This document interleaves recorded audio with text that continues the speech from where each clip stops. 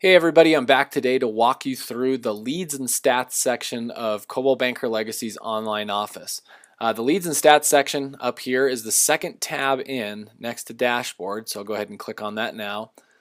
And this is where you're going to basically be able to find all of your information for your different properties, for your website, how much traffic you've had, how many people have created guest accounts, and so on. So I'll explain those all in just a second. Over on the left-hand side, you're greeted with this nice little executive summary of what's gone on in the past 30 days on your website. So you can see this little graph here. The blue bar graph is the indicator for total visitors, and the red line indicates the number of total visits. Then the second line down is participation. This is a scale of 0 to 100 to rate you and your personal Coldwell Banker Legacy webpage for completeness.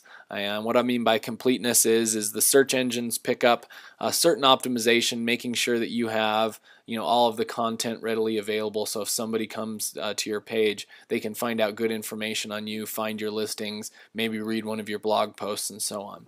And then guest accounts shows you in the last 30 days how many people have registered for an account, indicating you as their agent.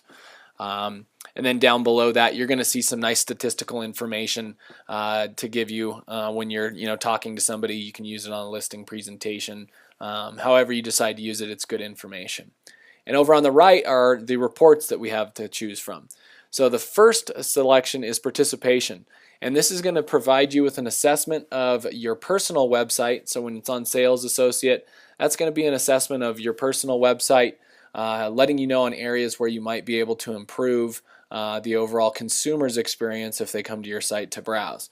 You can also do the same for properties. You can see if there's anything that you can do to improve the marketability, like if you're not utilizing property showcases or the maximum number of pictures. Those are obviously going to be suggestions to help you better market your properties online.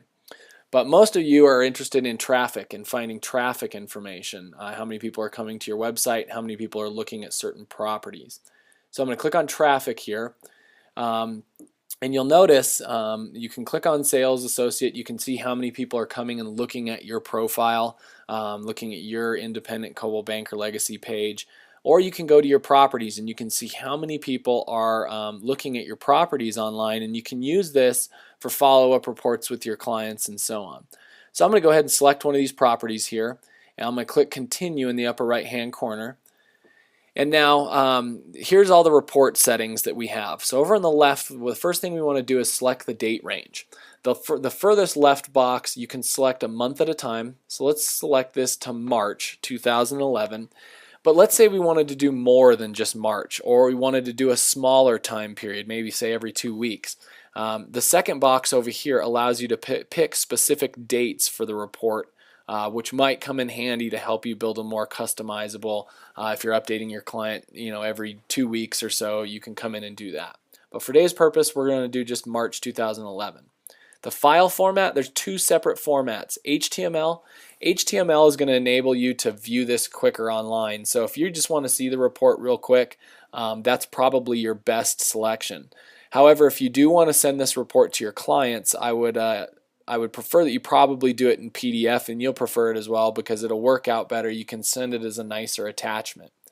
And then the bottom section is what report types you want to include.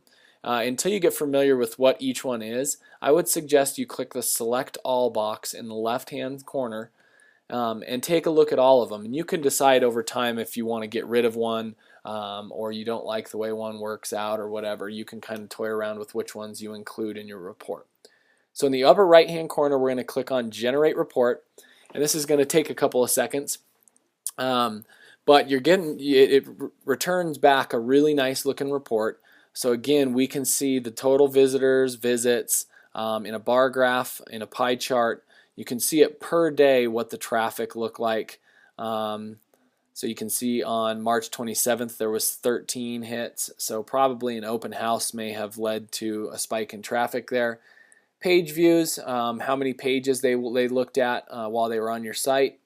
And then referring sites, where your traffic came from. So you can see the referring websites down here and where a majority of the traffic is coming from. Then you can also see search terms. So if somebody found this property using Google, using Bing, it'll show you what they typed in to the search. So this is really good data to use with your clients to sit down and do a follow-up listing report every couple of weeks. Send this to them, kind of let them know how they're doing in their online traffic. It's important to note too, if you're looking to build like a more customized report, you can, in the lower right hand corner, you can download the data to an Excel spreadsheet, and you can kind of manipulate it and do what you want to there. But the stock report will work for most of you. So the only other thing, I'm going to go back to report criteria, and then we're going to go back to leads and stats. The only thing I have to show you left is the guest accounts.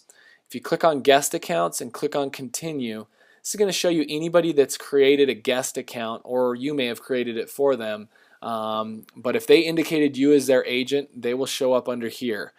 So you can kind of see some more of their information. You can follow up with them, see how they're doing, see if they need any help. Because a lot of times you may not even know that somebody created an account and indicated you as their agent. So you want to come in here and check that out. Okay? So I hope this helps you understand leads and stats. We'll go further in depth in a future tutorial, but just wanted to give you a brief overview today and help you get more information out to your clients. Thanks and have a great day.